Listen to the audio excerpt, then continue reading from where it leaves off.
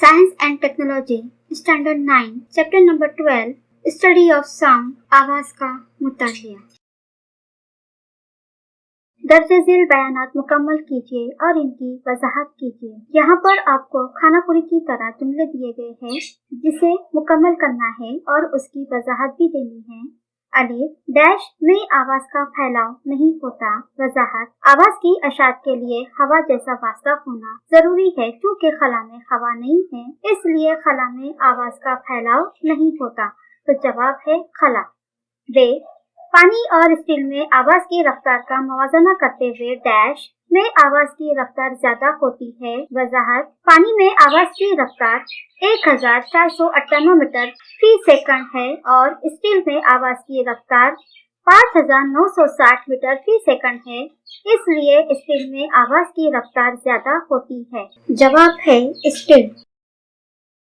Gym रोजमर्रा जिंदगी में डैश मिसाल की बिना पर यह साबित होता है कि आवाज की रफ्तार रोशनी की रफ्तार से कम है। वजाहत जब आसमानी बिजली चमकती है तो पहले रोशनी दिखाई देती है, इसके कुछ सेकंड बाद आवाज सुनाई देती है। इस बिना पर यह साबित होता है कि आवाज की रफ्तार रोशनी की रफ्तार से कम है। जवाब है आसमानी बिजली की चमक। दाल समंदर में डूबे जहाज अशिया तलाश करने के लिए डैश तकनीक का इस्तेमाल होता है। वजाहत सोनार में आला तरसील और काबला होते हैं। इस आले को जहाज या कश्ती पर नस्ब किया जाता है। आला तरसील से आवाज की बालासूती लहरों को खारिज या तरसील करते हैं। ये लहरें पानी में सफर करती है। ये समंदर की तय में मौजूद शय से टकराकर मुनक्कस होकर वापस लौटती है। सोनार इस लहरों को बल्कि सिग्नल में तब्दील करता है। सही तौर पर तज्जिया किया जाता है।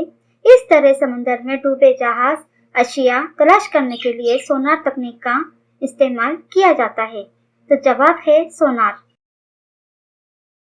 अगला सवाल है साइंसी वजूहात लिखिए। सवाल सिनेमा घर मीटिंग हॉल की छतें खमदार बनी होती है। वजह गैर जरूरी गूंज का दौर करने के लिए सिनेमा घर और मीटिंग हॉल की छतें खमदार बनाई जाती है। ऐसा न करने से मौसीकी का पिच सुर वाज़ेह तौर पर सुनाई नहीं देगा। अगला सवाल है खाली घर में गूंज ज्यादा सुनाई देती है। वजह खाली बंद घर में आवाज सिर्फ छत, दीवार और फर्श के जरिए जज्ब होती है, इसलिए यहाँ गूंज की शिद्दत ज्यादा होती है। सवाल जमात में पैदा होने वाली सदाए बाज़गश हम सुन नहीं सकते। वजह वाज़ेह सदाए बाज़गश के सुनने के लिए आवाज के मुंबा और रुकावट के दरमियान कम अज कम फासला 17.2 मीटर होना चाहिए। इस शर्त को क्लासरूम में पूरा नहीं किया जा सकता क्योंकि जमात की दीवारों की लंबाई, चौड़ाई और बुलंदी 17.2 मीटर से कम होती है, इसलिए जमात में पैदा होने वाली सदाए बाज़गश हम सुन नहीं सकते। सवाल नंबर 4 दर्जे झेल सवालों के जवाब अपने अल्फाज में लिखिए। अलिफ सदाए बाज़गश से क्या मुराद है?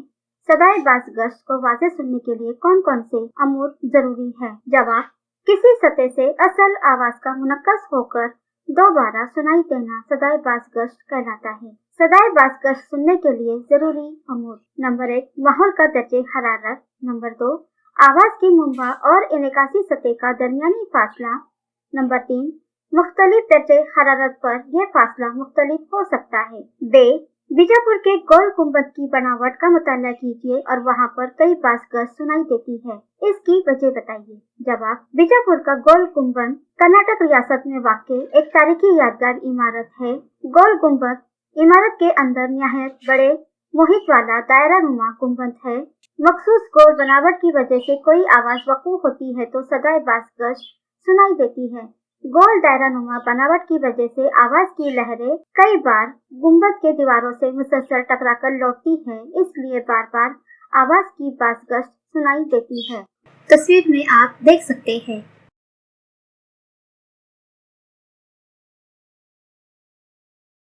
जिन सदाए बाज़गश पैदा न हो इसलिए कमरे जमात की लंबाई, चौड़ाई कितनी और बनावट कैसी होनी चाहिए? जवाब सदाए बाज़गश पैदा न हो इसलिए कमरा जमात की लंबाई, चौड़ाई 17.2 मीटर से कम होनी चाहिए। आवाज के इनकास को रोकने के लिए कमरे जमात छत खमदार होनी चाहिए। दाल आवाज को जस्ट करने वाले वसाइल का इस्तेमाल कहाँ और क्यों किया जाता है? जवाब, आवाज को जस्ट करने वाले वसाइल का इस्तेमाल ऑडिटोरियम, अवामी हॉल और सिनेमा हॉल में किया जाता है। इनके इस्तेमाल से सदाए बाज़गश्त पैदा नहीं होती। अगला सवाल है, मिसालें हल कीजिए। पहली मिसाल, 0 दर्जा सेल्सियस दर्जे हरारत पर आवाज की रफ्तार 332 मीटर फी सेकंड है। वो फी दर्जे सेल्सियस पर 0.6 मीटर फी सेकंड बढ़ाए तो 344 मीटर फी सेकंड पर हवा का दर्जे हरारत कितना होगा? हल दिया हुआ है। आवाज की रफ्तार का फर्क बराबर T डिग्री सेल्सियस दर्जे हरारत पर आवाज की रफ्तार तफरीक 0 दर्जे सेल्सियस पर आवाज की रफ्तार 344 बराबर 332 मीटर फी सेकंड। आवाज की रफ्तार का फर्क होगा 12 मीटर फी सेकंड। फी दर्जा सेल्सियस पर आवाज की रफ्तार में होने वाला इजाफा 0.6 मीटर फी सेकंड है। 334 मीटर फी सेकंड पर हवा का दर्जे हरारत बराबर 12/0.6। अशारिया निकालने के लिए हम 0 लगाएंगे। 120/6, 6 से 120 को तकसीम करने पर 20 दर्जे सेल्सियस। आवाज की रफ्तार 334 मीटर फी सेकंड पर हवा का दर्जे हरारत 20 दर्जा सेल्सियस होगा। मिसाल नंबर 2, रुबीना को बिजली चमकने के 4 सेकंड बाद बिजली की आवाज सुनाई दी तो बताइए बिजली रुबीना से कितने फासले पर है? हल दिया हुआ है। हवा में आवाज की रफ्तार 340 मीटर फी सेकंड है। वक्त है 4 सेकंड। मालूम करना है फासला। रफ्तार बराबर फासला बटे वक्त दिया हुआ जाता है। रफ्तार है 340 बराबर फासला, वक्त है 4 सेकंड। 4 को हम बाई तरफ लेंगे। 340 ضرب 4 बराबर फासला। 340 ضرب 4 बराबर 1360। रफ्तार है 1360 मीटर। बिजली रुबीना से 1360 मीटर के फासले पर है। अगली मिसाल है, अरीब 2 दीवारों के दरमियान खड़ा है। इसके सबसे करीब की दीवार का फासला 660 मीटर है तो आवाज लगाने के बाद 4 सेकंड बाद इसको पहली सदाए बाज़गश्त सुनाई दी और बाद में 2 सेकंड बाद दूसरी सदाए बाज़गश्त सुनाई दे तो मालूम करना है हवा में आवाज की रफ्तार कितनी होगी और 2 दीवारों के दरमियान कितना फासला है। हल दिया हुआ है। करीब की दीवार का फासला है 660 मीटर और पहली सदाए बाज़गश्त के लिए वक्त 4 सेकंड लगता है। दूसरी सदाए बाज़गश्त के लिए 6 सेकंड लगता है। सबसे पहले मालूम करना है हवा में आवाज की रफ्तार। फासला है 660 मीटर। पहली सदाए बाज़गश्त के लिए 4 सेकंड का वक्त लगता है। पहली सदाए बाज़गश्त के लिए 4 सेकंड का वक्त लगता है। 2 सेकंड बाद दूसरी सदाए बाज़गश्त का तय करदा फासला 2 सेकंड हमने इसलिए लिए कि अरीब जहाँ खड़ा है दीवार 1 तक पहली बाज़गश्त पहुँचने के लिए 660 का फासला तय करता है तो 2 सेकंड लगता है और दूसरी सदाए बाज़ के लिए वापस से 2 सेकंड, इसलिए हमने वक्त लिए 2 सेकंड। तो रफ्तार बराबर फासला बट्टे वक्त। रफ्तार बराबर फासला है 660, वक्त है 2 सेकंड। 660 को 2 से तकसीम करने पर 330 मीटर फी सेकंड। हवा में आवाज की रफ्तार 330 मीटर फी सेकंड है। अब फर्ज कीजिए 2 दीवारों का दरमियानी फासला 1 से तो दूसरी दीवार का फासला x - 660 मीटर होगा। x - 660 फासला तय करने के लिए कुल दरकार वक्त हमने लिया है 3 सेकंड। 3 सेकंड इसलिए कि पहले 2 सेकंड और दूसरी बाज़गश्त पहुँचने के लिए 2 सेकंड, उसका हम आधा लेंगे 1, 2 और 1 होगा 3 सेकंड क्योंकि 2 दीवारों का दरमियानी फासला है। जाब्ता है रफ्तार बराबर फासला बट्टे वक्त। रफ्तार है 330 जो कि हम पहले मालूम कर चुके हैं। 330 बराबर x तफरीक 660 बट्टे 3। x तफरीक 660 बराबर 330 ज़रब 3 को हम बाई तरफ लेंगे। x तफरीक 660 बराबर 330 को 3 से ज़रब देने पर 990। x बराबर 990। 660 को हम दाई तरफ लेंगे। 990 जमा 660 x बराबर 990 जमा 660 यानी 1650।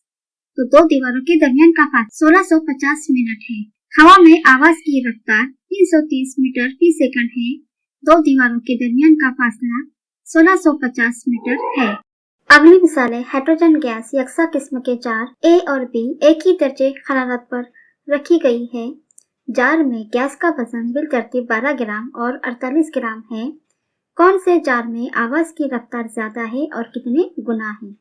हल M1 जार A में हाइड्रोजन गैस की कमियत 12 ग्राम, M2 जार B में हाइड्रोजन गैस की कमियत 48 ग्राम। V डायरेक्टली प्रोपोर्शनल 1/रूट में रो डायरेक्टली प्रोपोर्शनल 1/रूट में M यानी मास। VA/VB बराबर 1/√ρ1/1/√ρ2 बराबर, यहाँ पर उल्टा हो जाएगा, √M2/√M1। √M2 है 48 और √M1 है 12। 48 को 12 से तकसीम करेंगे, √4/1, 4 का दशमलव होगा तो VA बराबर 2VB। इसलिए गैस जार A में भरी आवाज की रफ्तार ज्यादा होंगी और B के मुकाबले दुगना होंगी। 2 यकसा किस्म के जार में हीलियम गैस भरी हुई है। इसमें गैस का वजन 10 ग्राम और 40 ग्राम है। अगर दोनों जार में आवाज की रफ्तार मसावी हो तो आप क्या नतीजा अक्स करते हैं? हल दिया हुआ है, M1 पहले जार की गैस की कमियत 10 ग्राम है, M2 दूसरे जार में गैस की कमियत 40 ग्राम है। 2 यकसा किस्म के जार है, इसलिए V1 बराबर V2। जाब्ता है V directly proportional √T/√M। √T1/√M1 बराबर √T2/√M2। सभी के हम रूट हटा देंगे। T1/M1 बराबर T2/M2। T1/M1 की कीमत है 10 बराबर T2/M2 की कीमत है 40। तिरछा ज़रब करेंगे यहाँ पर हम। 40T1 बराबर 10T2, 0 हट जाएगा, 4T1 बराबर T2। दूसरे जार में गैस की तपिश पहले जार की तपिश का 4 गुना है।